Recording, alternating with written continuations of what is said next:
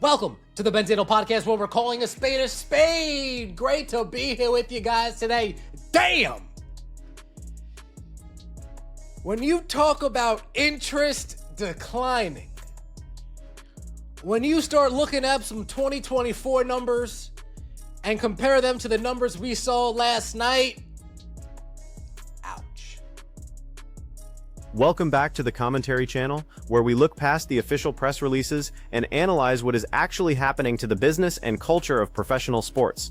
A little over 2 years ago, every single sports arena in the country was scrambling to add extra seating just to handle the sheer volume of fans trying to catch a glimpse of the biggest draw in women's basketball history. Now, the numbers coming out of the matchup between the Indiana Fever and the Los Angeles Sparks tell a completely different story, one that the league office probably doesn't want anyone looking at too closely. The initial wave of absolute euphoria has hit a massive wall, and the contrast between what we saw during that historic initial run and what is happening on the floor right now is staggering. The Benzino podcast recently laid out these numbers, and they are incredibly hard to ignore for anyone tracking the business side of the sport.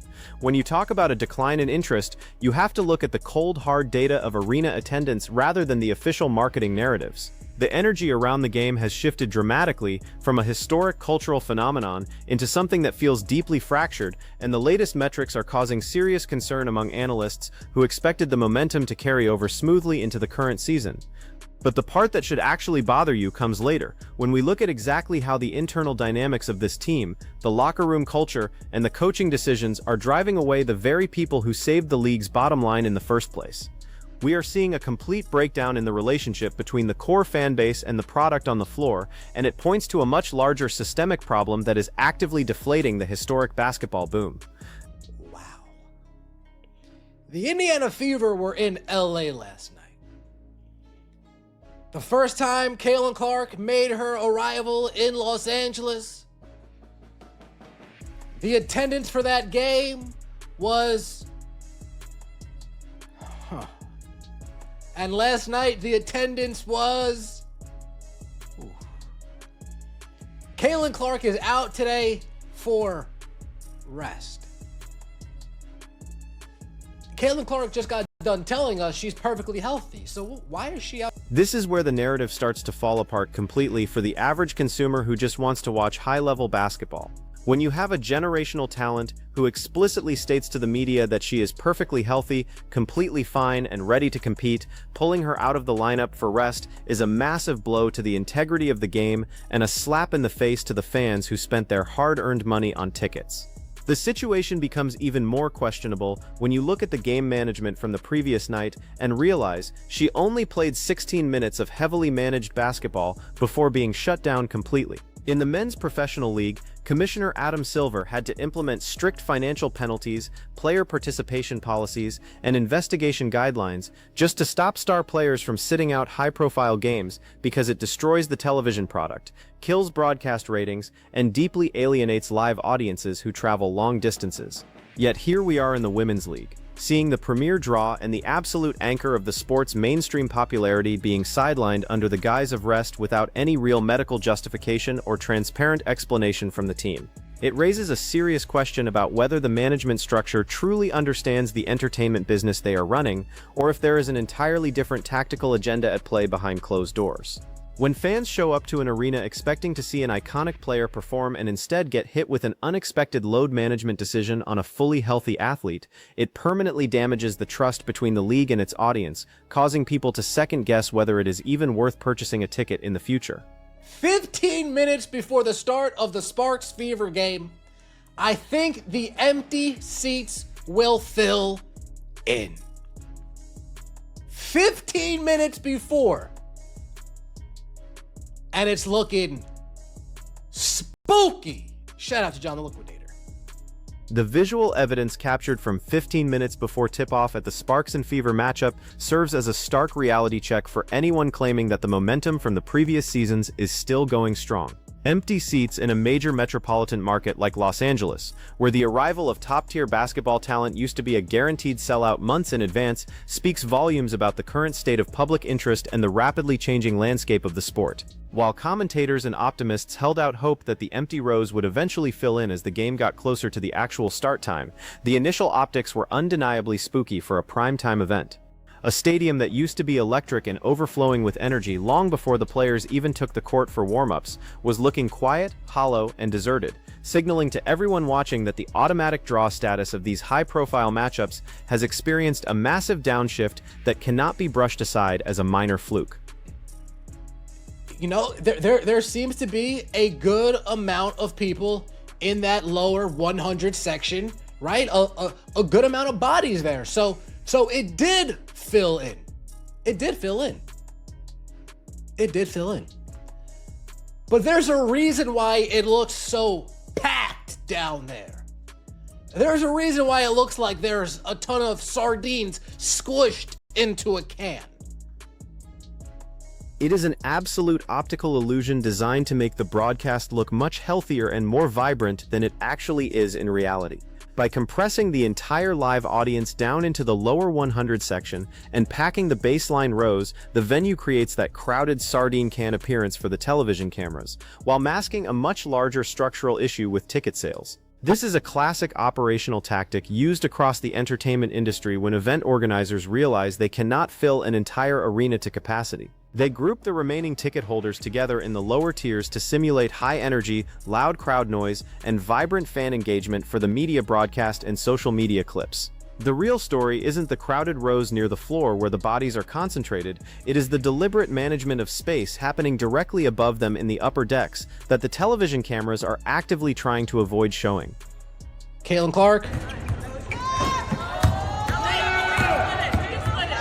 First of all, when Caitlin Clark makes a half-court shot, you hear how her teammates are silent as a mouse? When everybody else makes a half-court shot, it's woo! Whoa! I can't believe you did that! Oh my gosh! Caitlin Clark makes a half-court shot. Oh, let me go. Raven Johnson makes a half-court shot. Oh my goodness, girl!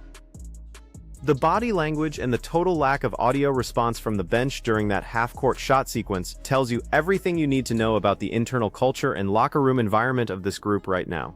When a player hits a spectacular shot from the logo during a team activity or warm-ups, standard basketball culture dictates an immediate explosion of energy, high fives, and celebration from the rest of the team. We see that exact high-energy celebration when other players on the roster like Raven Johnson knock down a deep shot, with the entire squad jumping up, shouting, and hyping each other up to build team chemistry. But when Caitlin Clark makes a half-court shot, the teammates remain as silent as a mouse, barely acknowledging the play as she walks away. It validates what thousands of fans have been pointing out online for months, suggesting that the friction within the organization goes far deeper than simple tactical disagreements on the floor or standard professional adjustment periods, pointing instead to a deeply uncomfortable team dynamic. Now look at this top part right here. Closed bowl. They closed down the top section of this arena because demand isn't what it used to be. They closed down the top section of the arena because Stephanie White and the Indiana Fever and the WNBA have done a remarkable job of lowering the demand to watch Caitlin Clark play. This is the core issue driving the massive wave of fan resentment and frustration across social media platforms today. The decision to restrict minutes, implement highly restrictive offensive systems, and consistently pull the main attraction out of crucial moments has led to widespread accusations of tactical mismanagement and institutional sabotage. Critics and longtime viewers are pointing fingers directly at head coach Stephanie White and the coaching staff, claiming that the offensive system is almost intentionally designed to lower the demand and keep individual performance statistics suppressed rather than highlighting elite talent. Fans who invested heavily in this era of women's basketball are feeling entirely alienated by an organizational approach that seems more interested in enforcing rigid, slow-paced philosophies than maximizing the unique transition skills, elite vision, and long-range shooting that made the game a viral, must-watch event in the first place. 1,000 people showed up to watch CC in Crypto Arena. 2 years later, 12,000 people. They go from bringing in folding chairs to make sure that we can pack this building out to putting folding chairs away and tarping off the entire top section. Look at those official attendance records because the math absolutely does not lie, and it paints a devastating picture for the financial trajectory of the franchise. Going from 19,000 screaming fans packed into the Crypto Arena back in 24, where arena staff were literally bringing out temporary folding chairs just to fill every available inch of floor space, down to barely 12,000 fans in 26 is a catastrophic commercial decline. To make matters worse, the venue had to completely close down the top bowl of the arena, putting the extra folding chairs away and tarping off the entire upper section with black coverings because the consumer demand simply isn't what it used to be. That is a massive loss in ticket sales, representing hundreds of thousands of dollars in lost revenue from concessions, merchandise, parking, and gate receipts. You cannot spin a multi-thousand drop in live attendance as anything other than a direct public rejection of the current management style and the quality of the product being put on display. People are tired of the song and dance. And now we have this. Caitlin Clark, out. Rest. Sophie Cunningham, questionable. Back spasms. Aliyah Boston, probable. Right lower leg. I'm out too. I'm out. Tired of this shit. Ben Daniel, out. Open parentheses. Tired of this shit. Close parentheses.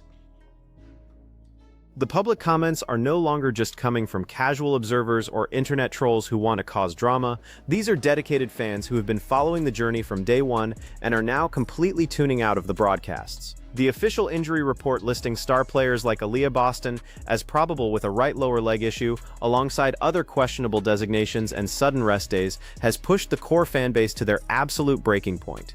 The overall sentiment online is turning incredibly sour because people feel like they are being fed a boring, subpar product while watching premier global athletes get ground down by rigid front office management and baffling coaching decisions. When your core audience begins openly declaring that they are turning off the television, refusing to watch the games, and expressing absolute disgust with the leadership, the long-term structural stability of the entire brand and its corporate sponsorships are in serious jeopardy. What BS? Stephanie White and the coaching staff are trying to sabotage CC and keep her stats down. Holy shit, you actually listed rest. Get this woman to a new team now. I care less and less every single day. CC is rested from last night's bullshit, you idiots. So disingenuous. The frustration surrounding the lack of basic standard basketball execution, like running proper defensive zones, setting fluid screens, and executing high-level offensive sets, is reaching a boiling point among the viewers who tune in expecting professional excellence. The prevailing theory among the fanbase is that the front office and coaching staff are failing to make this team watchable, resulting in what many critics call a frustrating, unorganized dribble show rather than cohesive team basketball. When a passionate fanbase is collectively demanding either the immediate firing of the head coach or an emergency trade to a completely new franchise, the relationship between the organization and its consumer base is completely severed. Television ratings are projected to decline rapidly following these rest decisions, and the online community is making it clear that they have far more important things to do with their personal time than stay up late to watch an uninspired, slow-paced system that drains the excitement from the arena. I actually have tickets for this game and I'm not going. I just can't watch anymore. I live 2 hours away from Phoenix. It's a late game, won't be back home till midnight, and I have to be up at 5:30 the next morning. I have supported this team in the past, but this season the product just isn't good. It's not even just about CC anymore. Like, this coach infuriates me. Wow. This is the ultimate red flag for any professional sports franchise looking to sustain long-term economic growth. When a dedicated fan who lives 2 hours away from Phoenix, who has historically supported the team through thick and thin, and who holds actual physical tickets in their hand, decides that the product on the floor is so unwatchable that it isn't even worth making the drive down the highway, you have officially lost the public. People are actively choosing to stay home and protect their sleep schedules rather than spend their night watching a team dynamic and coaching style that actively infuriates them. When loyal ticket holders would rather let their paid admissions go to complete waste and stay in their living rooms than sit through another game of what they describe as a terrible team culture, the financial and cultural impact on the league's growth trajectory is undeniable and deeply damaging. From 19,000 in 2024 to closing off the top bowl and only selling 12,000 tickets in 2026. Caitlin Clark fighting through getting physically beat up, brutalized, guarded heavily in 2024, not missing a single game, to her load managing and resting in 2026. An exciting brand of basketball we could all get behind in 2024, to boring trash get ball in 2026. The entire trajectory over the last 2 seasons feels like a textbook case study in how to mismanage a historic marketing, cultural, and athletic opportunity that had the eyes of the world attached to it. We went from an era in 24 defined by immense physical intensity, high-stakes drama, packed arenas, record-breaking merchandise sales, and a breathtaking style of play that forced the entire sports world to pay attention, to a current state in 26 defined by heavy load management, closed-off stadium levels, tarped upper decks, low fan morale, and an uninspired offensive product. The question is no longer whether a decline in mainstream interest is happening. The question is how much further this drop can go before major institutional changes are forced from the top down by ownership and corporate partners. The fans are voting clearly with their wallets, their television remotes, and their attention spans, and those empty, tarped-off upper sections speak louder than any corporate press release ever could. Do you think the organization needs to completely clear out the front office and coaching staff to save this era of basketball, or is this drop in arena attendance an inevitable market correction after the initial mainstream hype died down? Let me know your thoughts in the comments section below. Make sure to hype the video, subscribe to the channel, and I will see you all in the next commentary breakdown.